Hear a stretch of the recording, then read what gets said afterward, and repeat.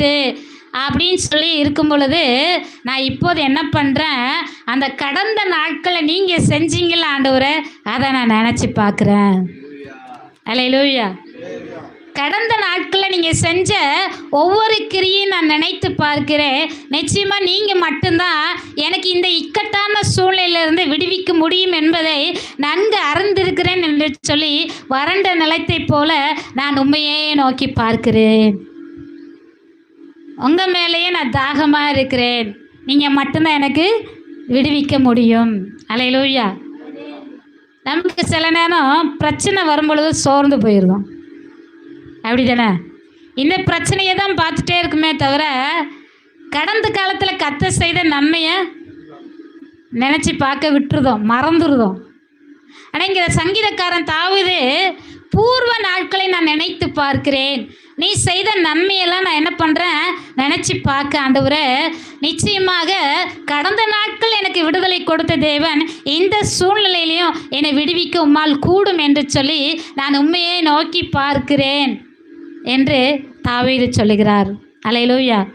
நமக்கு பிரச்சனைன்னு வரும் பொழுது இந்த பிரச்சனையை பார்க்கக்கூடாது, கடந்த நாட்களில் கர்த்தர் செய்த நன்மையெல்லாம் நம்ம நினச்சி பார்க்கும் பொழுது நிச்சயமாக இந்த பிரச்சனையும் காணாமல் போயிடும். அல்லேலூயா.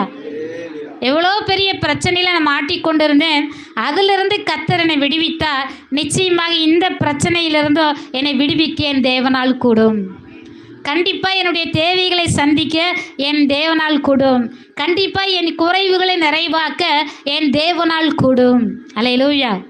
அப்போ நமக்கு ஒரு பிரச்சனைன்னு வருதுன்னு சொன்னால் பூர்வ நாட்களில் கர்த்தர் செய்ததை நினச்சி பார்க்கணும்.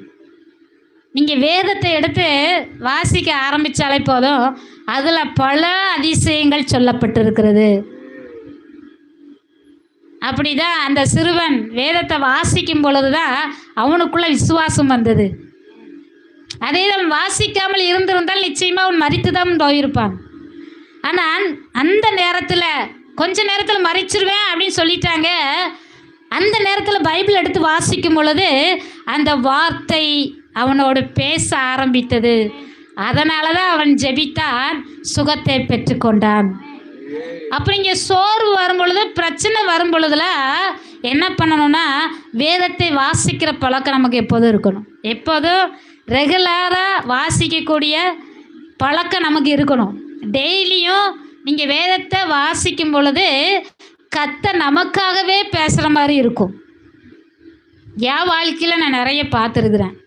நான் எந்தெந்த சூழ்நிலையில் இருக்கிறேனோ அப்போது நான் டெய்லி பைபிள் வாசிக்கும் பொழுது பார்த்திங்கன்னா எனக்கு ஏற்றாற் போலவே கர்த்தர் பேசுவார். அதை நான் நிறைய முறை பார்த்துருக்குறேன். அப்போ அதே போல தான் நம்ம என்ன பண்ணணும்னா, வேத வார்த்தைகளை வாசிக்கும் பொழுது இதில் அதிகமான அதிசயங்கள், அற்புதங்கள் சொல்லப்பட்டிருக்குது.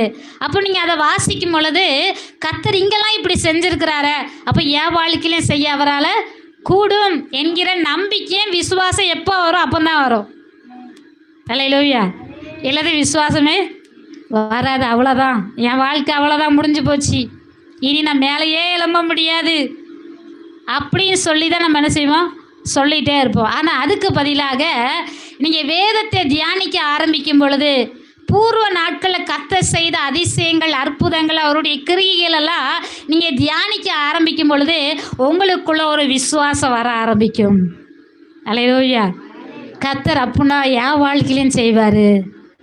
கர்த்தர் நிச்சயமாக என் வாழ்க்கையில் முடியாத காரியத்தை முடிய பண்ணுவார். கர்த்தர் நிச்சயமாக என் வாழ்க்கையில் நடக்காத காரியத்தை நடக்க பண்ணுவார். கர்த்தர் நிச்சயமாக என் வாழ்க்கையில் வாய்க்காத காரியங்களை வாய்க்க பண்ணுவார் என்கிற விசுவாசம் நமக்குள்ள ஆழமாக கடந்து வரும். அல்லேலூயா. அல்லேலூயா.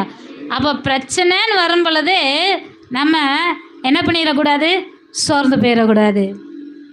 கர்த்தர் செய்த அதிசயங்களாம் நினச்சி பார்த்து நிச்சயமாக இதுலேருந்து எனக்கு விடுதலை கொடுக்க உம்மால் கூடும் ஆண்டவரே என்று சொல்லி கர்த்தரை நோக்கி பார்க்கும் பொழுது நிச்சயமாக உங்கள் பிரச்சனை காணாமல் போயிடும். ஆமென். அல்லேலூயா. அல்லேலூயா. அப்போ பாருங்கள், முதலாவதாக நாம் விசுவாசத்தோடு ஜெபிக்கும் பொழுது கர்த்தர் நம்முடைய ஜெபத்தை கேட்டு நமக்கு பதில் தருகிறார். இரண்டாவதாக சோதனை நேரத்தில், பிரச்சனையின் நேரத்தில் நம்ம சோர்ந்து போய் விடாதபடிக்கு பூர்வ நாட்களில், கடந்த நாட்களில் கர்த்தர்